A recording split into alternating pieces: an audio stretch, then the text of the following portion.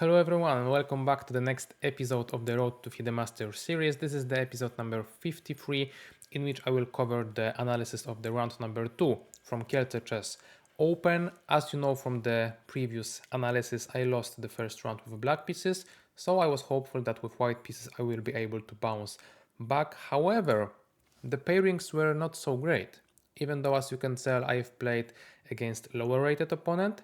It was a woman international master that had her peak at the time in life that I was not even born, because in the early 90s, let's say. So very, very, very experienced player with the personal high nearly at 2400 ELO ratings. So, with such players, you never know what version of them are you going to get.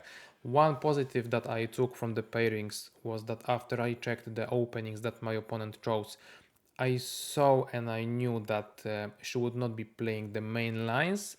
She would rather be omitting them, and her notes, let's say opening wise, are not the freshest ever. So that was my advantage I wanted to take advantage of.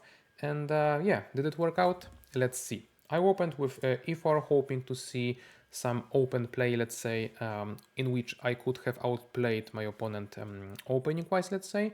But she chose e5, and we go into the Ruy Lopez now, in which she chose some strange lines sometimes, but this time she went for the most straightforward approach. So she played a6, knight f6. In here a little bit different move order, but we will transpose to a main line nevertheless. So main move in here would be bishop e7.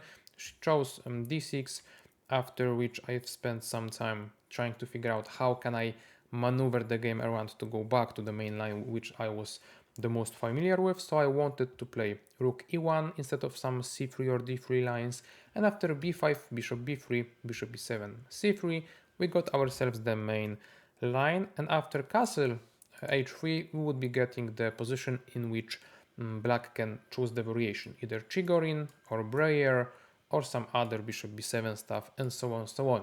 However, though, at this point my opponent chose bishop g4, which obviously is a playable move, but from my notes I remember that it's not the most accurate way to play. It obviously goes away from the main lines, so this was somewhat expected from my opponent.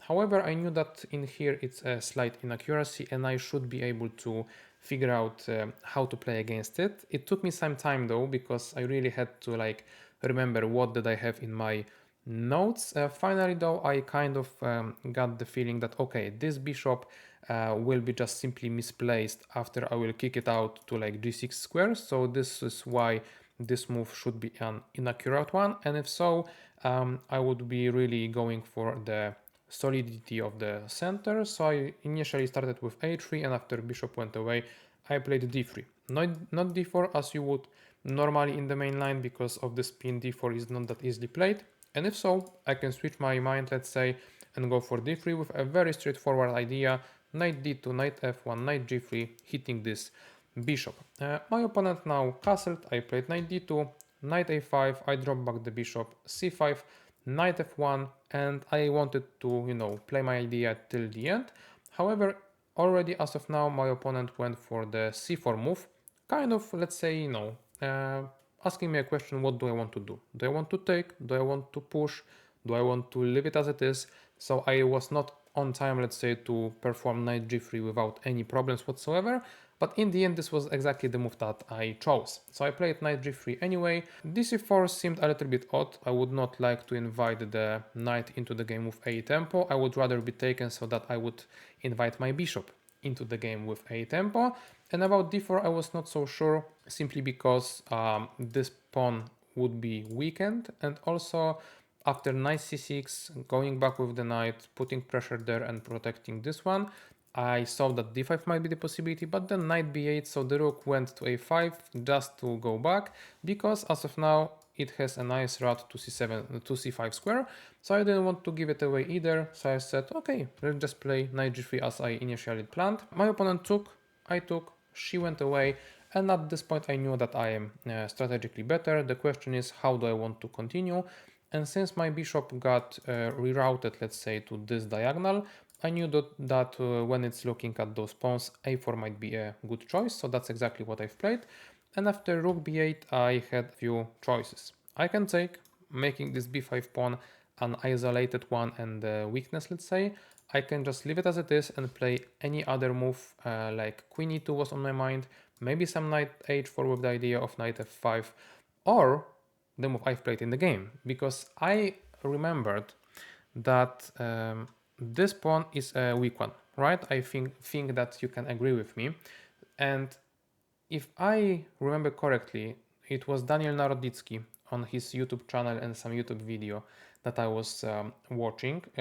He talked about the game in which the topic was about exchanges, how to perform exchanges, how to know what do we want to exchange in the middle game and why and so on. So I knew that if I will manage to not allow opponent to play d5, so for example I will exchange this knight and I will somehow create an outpost here on d5, I would be having very comfortable position strategically, and that is what I played for. So I played before because I knew that going back with the knight is not that great. I can continue putting pressure to the pawns, so knight c4 would be the choice. I played queen e2, putting more pressure to the knight. Queen c7 was played, and now I took. If my opponent took, I would take with the queen too, but she chose to play bc, and now I have bishop g5 with the hopes of exchanging the knight, and even if my opponent play rook to f to d8, I can play rook e to d1, and after a few more moves I can plant this rook on d5, and strategically this is exactly what I wanted to achieve. The point is that this pawn is weak, this is my outpost, this bishop will be also a weak one because it has to protect the pawn and has no activity whatsoever. And the main reason for it is that this bishop is also a bad one, just because it went for the very wrong square. If it was on, like e6, the story would be different. Perhaps I would have to also choose different idea for the middle game. As of now, I felt like my position is simply much better.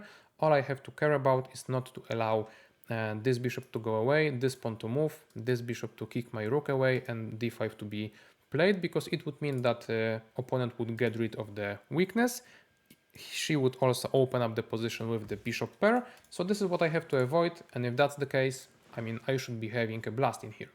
However, after bishop e7, I had so many interesting choices that I, let's say, kind of got stuck in what I really want to do.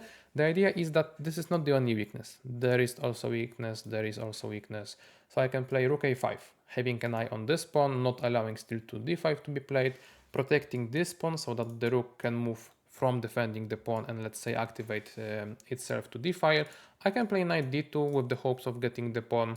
Maybe I also calculated some knight f5 possibilities. Obviously, as of now, they are not working because takes, and my pawn was overloaded, but you get the idea. I would like to plant the knight there, either with the hopes of taking the bishop or hitting the pawn or rerouting the knight. Plenty of possibilities. And I believe this is what drove me crazy a little bit, because I was calculating, evaluating, going through opinions, options, and I knew I should be better, but what to choose exactly, I didn't know. So I opted for knight d2 in the end, because I felt, okay, this pawn is up for grabs, I might as well try to take it, and that's that. I saw from the distance that f5 is the main move in here for black, and my opponent played that rather quickly, so I knew that she's up for a fight, let's say. And what I have planned from the distance was that I would like to take the pawn on c4, and after my pawn is taken, takes, bishop f7, I would be willing to give up the rook, because I can play knight f5 here, and I would take here with a check, grab the bishop, collect the two bishops for the rook, I am winning. And also the same stuff applies to f6. So f6 takes, and now instead of knight f5, I would play knight a5. Why? Because if my rook is taken, I can take, plant the knight on c6, amazing one, amazing outpost on the light squares, and then simply my three pawns against one with this knight on c6 would just crush through the queen side, and this was the variation I was initially hoping for the most. Only then, after some time, I spotted f5, and I knew that after f5 takes, opponent will not play bishop e7 because the pawn is hanging, and she would rather choose f takes e4. And when I played knight d2, I saw this line. I was not, let's say, decided yet what to do in here. And this was yet another moment in which I kind of lost the grasp of like what to do and how to continue, because I was so fixated on the idea of, you know, putting my knight on c6 because it was so amazing in the other line that I really want to perform this maneuver anyway in here. While in reality it's not the best option, because since my e4 pawn is taken, my rook has not gotten enough support and it's simply not working that well. So in here I should have gone for some other line, maybe knight d2, funny looking move, you know, I grabbed one pawn, I am going for another, maybe rook a5 to start with, to begin with, so that my rook would not be under the attack and would be attacking the a6 pawn. Yet again, plenty of choices, plenty of moves. I chose knight a5, which as of now was more of a bluff than anything objectively strong, because I knew that I am bluffing my opponent. Yes, I am, you know, trying to deliver the fork so that after bishop f7, yet again I have this move. After this, I have this yet again. But the problem is that my opponent have one move. I saw that. I just hoped that she would not play it. But you know, as I've said in the beginning, very experienced player, know my tricks, and she played rook d2 c8. A little bit counterintuitive because, you know, rook goes away from the defending the pawn. At the same time though, the more you look into it, the more, let's say, logical it seems. And yeah, yet again, after a lot of time that I have spent, my opponent replies with the strongest move quickly, and now I am in kind of trouble. I am hit there. Bishop e7 is on the menu. If my c3 pawn fall, my b4 pawn may be falling too. My knight on a5 is no longer a good one. It has no good squares to go to. It's a weakness. So all in all, I lost coordination. I lost the, let's say, space advantage. The position has opened up so that the bishop pair might be superior to my knight's pair. So plenty of things going into the right direction. And it's only the beginning of my problems. As I've said, when I played knight a5, I wanted to really plant the knight there anyway. So I played b5 trying to create this outpost.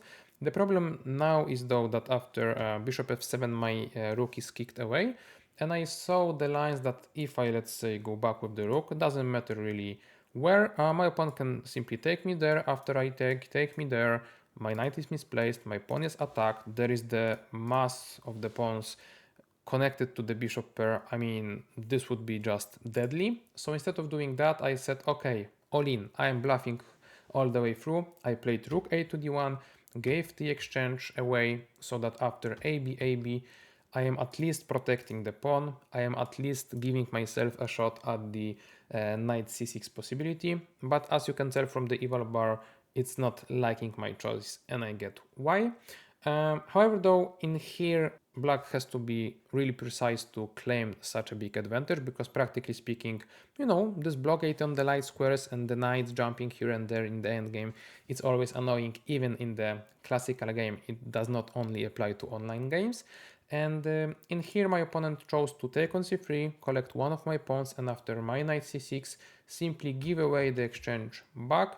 Already as of now she is up a pawn, and the easiest way to play this really would be to give a check, and after my king h2 play rook c1, try to collect the pawn, because after I take, she takes. And the problem is that yes, I also have this kind of blockade on the light squares. However, this pawn is a passer, and opponent can simply play king f7, king e6, kick away my rook, play d5, continue pushing.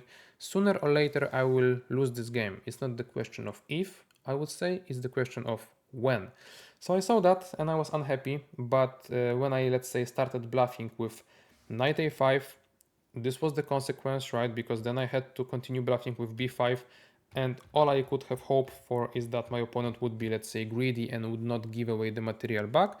And when she did, I was like, okay, I got outplayed, and this is the price. Thankfully though, my opponent went with king f7, which I couldn't quite understand in the first place. At the same time though, I knew that after knight e4, king e6, the idea remains kind of the same. She is willing to play rook to c8 simply and continue pushing with d5, take the pawn. The idea remains the very same. However though, she combined two ideas. So she combined the idea of putting the king into the game, with the idea of putting the rook behind the pawn. So after king f7, knight e4, she played rook b1 check, king h2, and king e6. So she is not yet on time to collect the pawn, and she is not yet on time to push d5. Why? Because I have this amazing trick that you might have seen in the thumbnail, uh, which is knight c5 check. And this is the trick that my opponent has missed. What is it about? Well, first of all, if my opponent takes the rook, I have c7 and the pawn is racing towards the promotion. No black piece can stop it. If my opponent takes the knight, yet again the same thing happens. I push the pawn, the king is, cut away, the rook cannot go there, my pawn is promoting. So with that trick, I gave a check, I kicked away the black king, and I'm racing towards the promotion, and on top of that, such move blocks the c-file, so that the rook cannot stop the pawn. So that was very nice. Also on top of that, I had a choice of playing c7 straight away, because now after rook c1 is played, I have rook c5, not the knight but rook. The idea is simple. If my opponent takes the rook, I promote and I have a queen and the knight.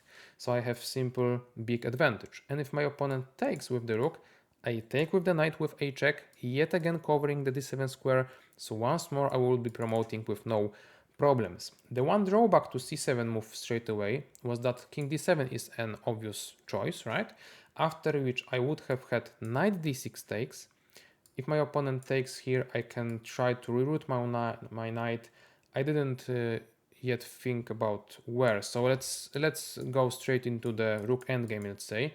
So I knew that thanks to this possibility and this one, I would be having such rook endgame with one more pawn and with king that is cut away. However, though, it's 3 against 2 on the same, let's say, side of the board, so I was unsure if I would have any winning chances, and I knew that in this knight c5 check continuation, practically I would have some chances. So at this point, even though I had two tricks up my sleeve, I decided to go for knight c5, which practically I believe is better. And one thing to note is that, I had this rook c5, knight c5 tricks in mind for quite some time. So it's not just blind luck that occurred for me, and yeah, that's how I got my winning chances back. It's something that I was hoping for because, well, when I was such badly outplayed, the tricks is all I can hope for, right? So yeah, in the end, it have worked out. My opponent took on d5, took on c5, and after queening the queen on c8, as you can tell, the evaluation is 0.00. So it's not like I'm winning because I have a queen. My opponent has rook, bishop, and a passer for it. So materially speaking, it's equal situation. If black will be able to coordinate precisely, it might even create some counterplay with the pawn racing forward. And there are some scenarios in which I would have to save myself with some kind of the perpetual check on the light squares of something. Nevertheless, I knew that this position would require much more precise play from my opponent than myself, so that's why I was kind of optimistic. And even from the distance, before I've played knight c5, I kind of dreamed about receiving this position, but I knew that c4 might be a strong option. So opponent just says, whatever, I'm racing towards the promotion, what can you do about it? And I knew that in here practically it would be quite hard for me to win because such check would never work because of bishop d6. And even if I take the pawn, c3 is coming, c2 is coming, c1 is coming, like I have to start checking now. And it's not that easy and simple for me to give those perpetuals. And sometimes, my opponent can swindle me anyway. So I was really, let's say, not scared, but pessimistic about my winning chances after c4. Thankfully, though, my opponent played rook b4. So you can see that the mindset was kind of broken because from obviously winning position, my opponent got into not so obviously drawn position. And instead of, putting pedal to the metal and trying to go for it anyway and push the c-pawn, she kind of, went back, tried to play solid, have all the pieces connected, protected, so that she would not lose any on the double attack or fork or some kind and whatever. So that's why I had my chance to play queen g8 check.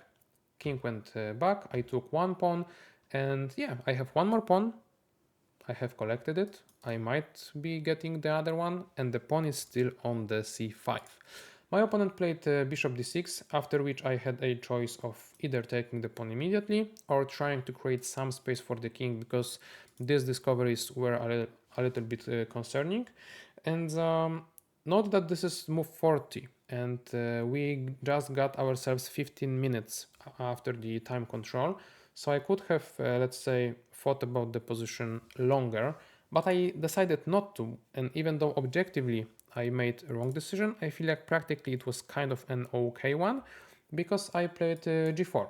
You know, pushing my pawn towards the promotion, creating a safe square on g2 for my king, and saying, okay, I will be faster anyway. Now when you start pushing c-pawn, I don't care as much, even though, as you can tell, eval bar dropped yet again, because there is some variation in which black is fine, and this variation would be c4, and after queen h7, now giving a discovery check, because if I move the king, c3 is the only move for black to continue, because now the pawn is protected with the rook is protected with the bishop is protected with the king. So as you can tell, very funny Z letter arrived on the board. And what's the most important part is that my queen is misplaced a little bit, so that I cannot attack this pawn so easily. And my opponent has a very easy plan, rook c4 and pushing it. So this would create just enough counterplay for the opponent to claim a draw. Was it easy variation? I'm not sure. Humanly speaking, for sure not. When you see the engine, it all seems like it's an easy peasy stuff, but I would guarantee you that it's not. Nevertheless, this was not my concern, because my opponent did not play c4. She went for rook f4, which is obviously counterintuitive, I would say. As I've said, this was her only hope. She will not be able to create enough counterplay against my king. So after rook f4, I simply played king g2. Now c4, but it's a little bit too late.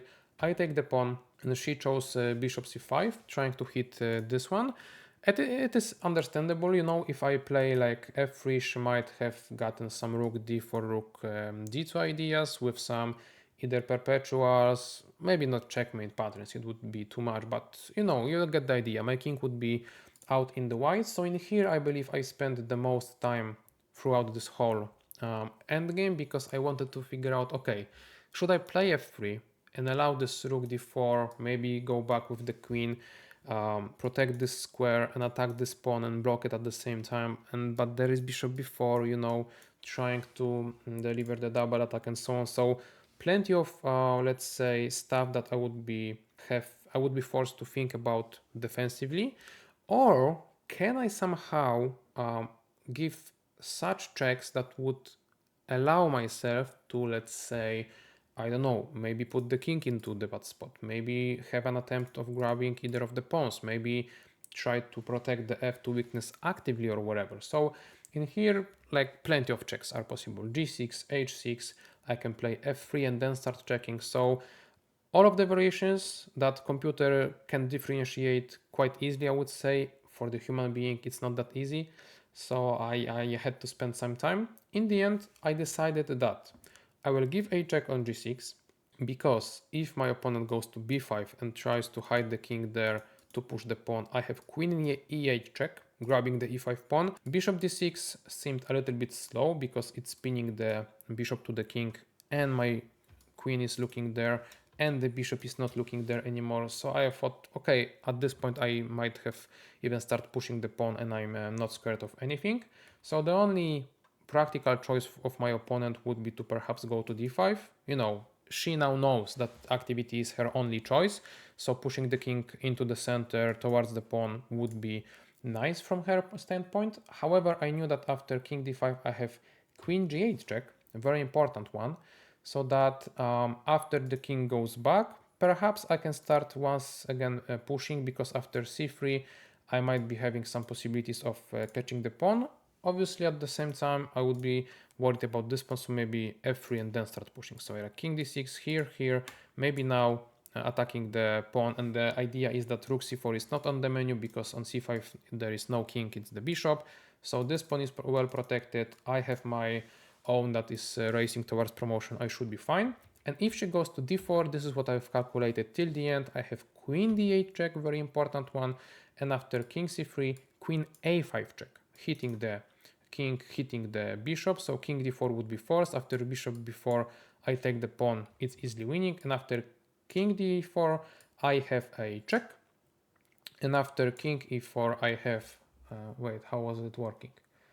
Like this check takes, this check covers, this, and at this point there is no counterplay that my opponent can create, so I can, I believe, give some check, start pushing the pawn and win the game just like that. So this was something I calculated till the end, and if king e4 occurs immediately, the very same stuff happens. So I play f3 so that opponent cannot take because of the pin on the long diagonal, so queen a8 wins the game on the spot. And if she goes king e3, I have queen d5 hitting there, there, and there.